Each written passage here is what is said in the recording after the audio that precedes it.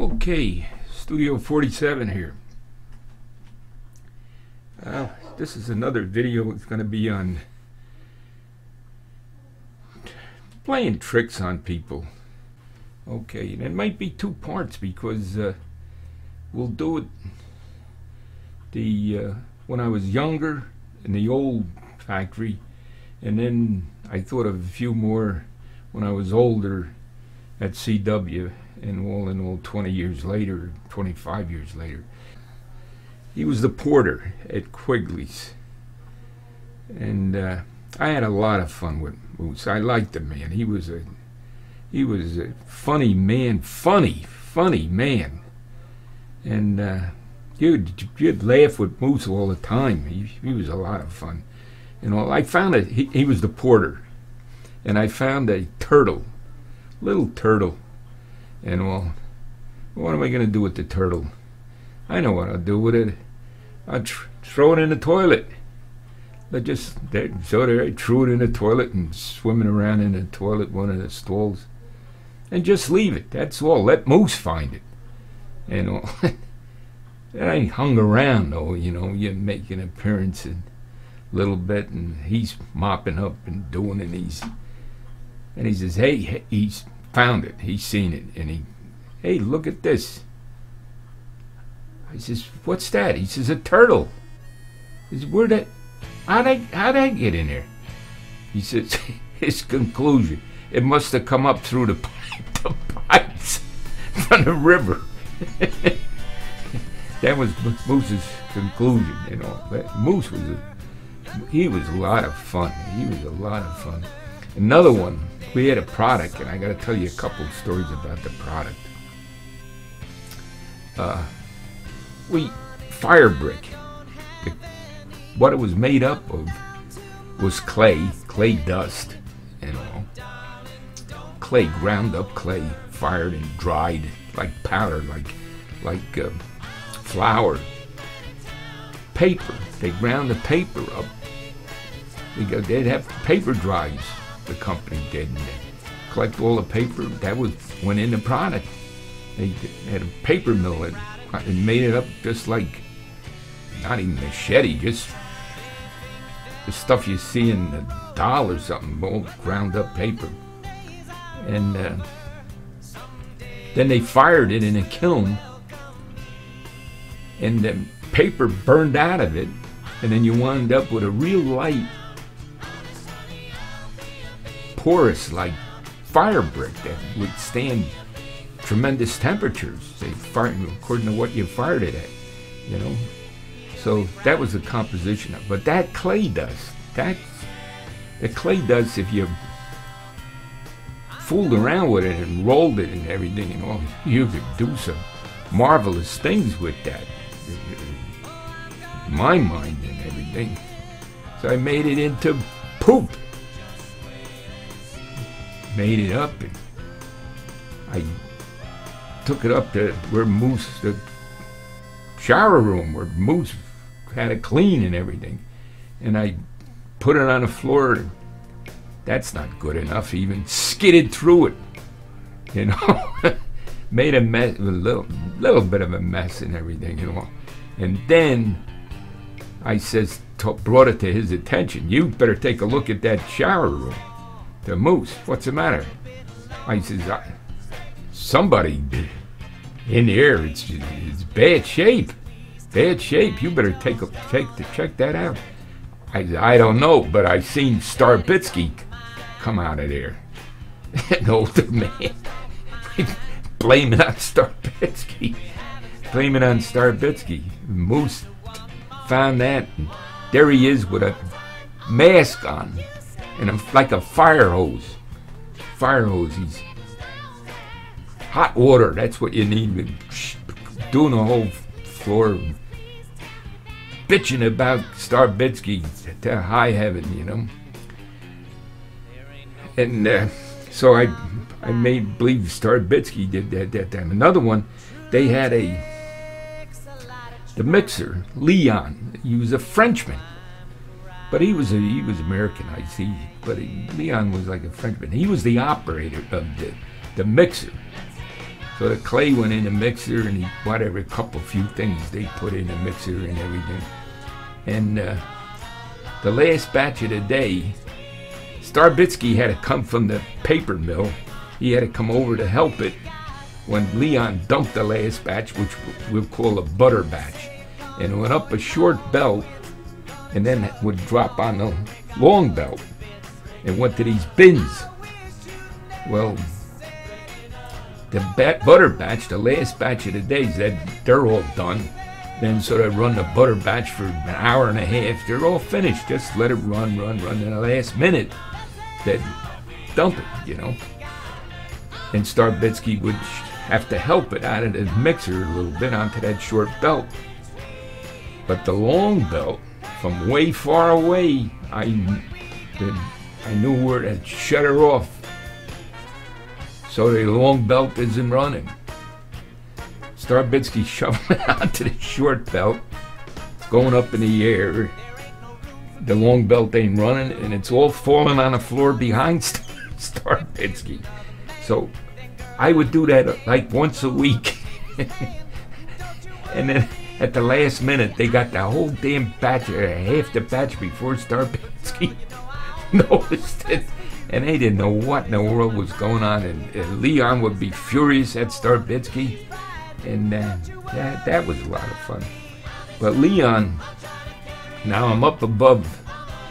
I had to keep everything running and all. And a bucket elevator went, I guess it took the clay dust up, and then the hopper over, weigh it and everything over the mixer.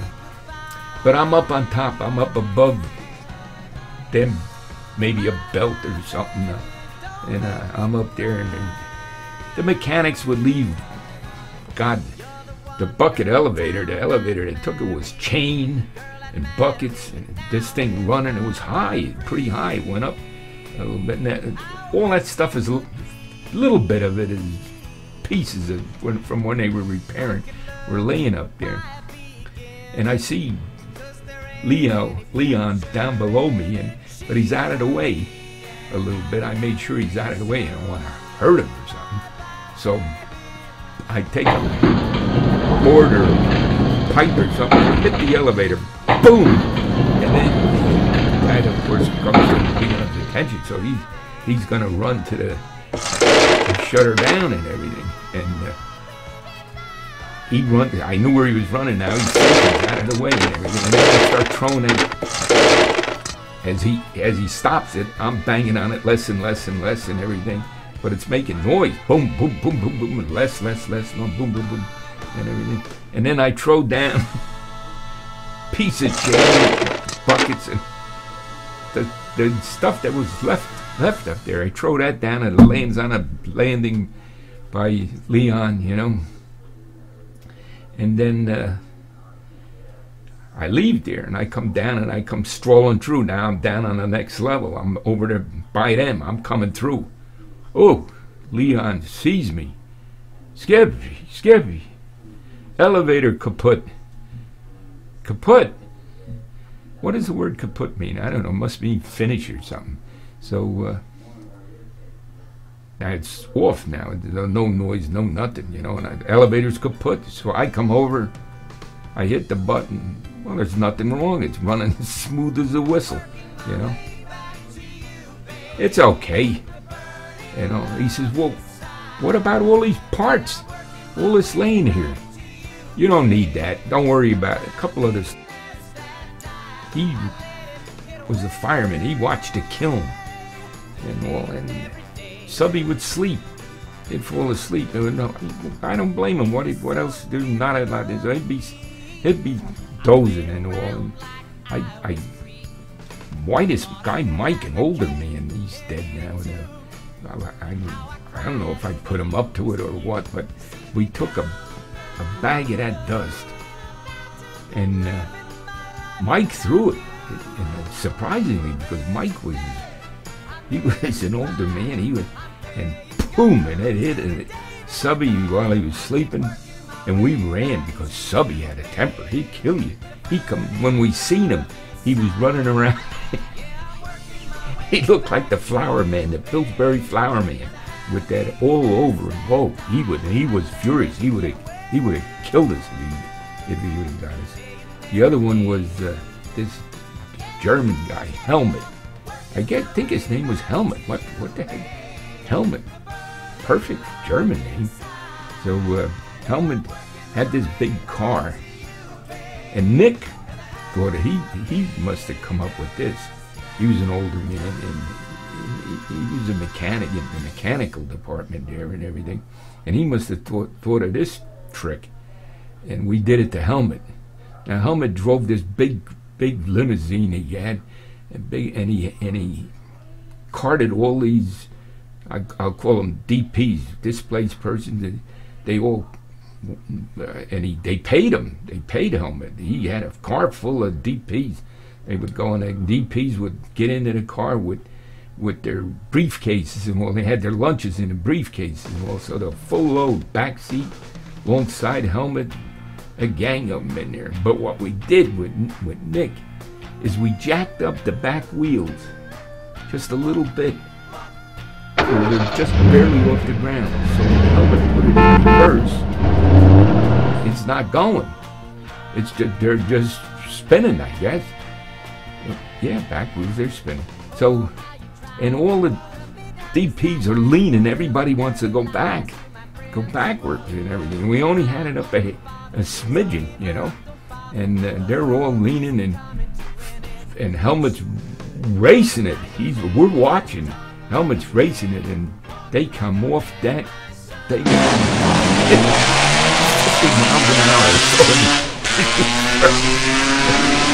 That was pretty funny. And then in the boiler room, from the boiler room, I could see the machine shop, and it's the same guy that hit Subby in the face with that thing. He's running a drill press, and as soon as he pulls down the drill, he's trying to do it. And from the boiler room, I would shut it off. So the machine stops. He'd go over, start it again, and everything. And I'm shutting the main from over there, but the lights all stayed on. But I'm shutting it off. And he would complain to me, this drill press, what's something wrong?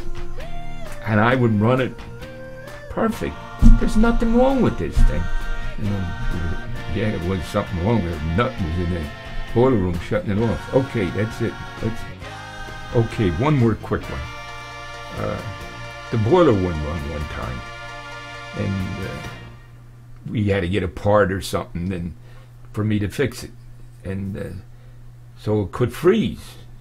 The lines could freeze, and all. So the orders from the high command was put the salamander in there, burn kerosene or something, and to keep it warm in the boiler room through the night. And the guards were supposed to watch it through the night. And when I come in the morning, I open the boiler room door, and it was black, just black, everything. The salamander just burned badly or whatever, and bad, and all. So they cleaned it up and everything, and then all that dust was up on the beams because the boiler room was high, and you could never clean it and everything. But years later, we had trouble with the water tower. It froze. It was wintertime. It was real cold, and the tower froze. So the solution to keep water pressure in the thing, we had to put Fritz watching the water pump. We put a gauge on the water pump, and when the pressure built up, Fritz had to shut it off. That way we had water throughout the plant. So that was Fritz's job for about a week or 10 days until it warmed up and finally thawed and everything. So Fritz would watch the thing, and he all day long he's there watching that thing, shutting it on and off. And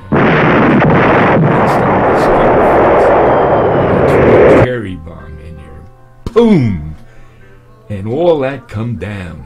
It all come down, and Fritz says, "Come, look, see what you've done." And it was a mess. All that soot from 2 or 3 years before it was down. They had to clean it up. They couldn't figure it out. What the world happened? Fritz never squealed on me or anything, and I didn't lie, but I didn't tell them anything either. Let them figure out how it come down or whatever. Okay.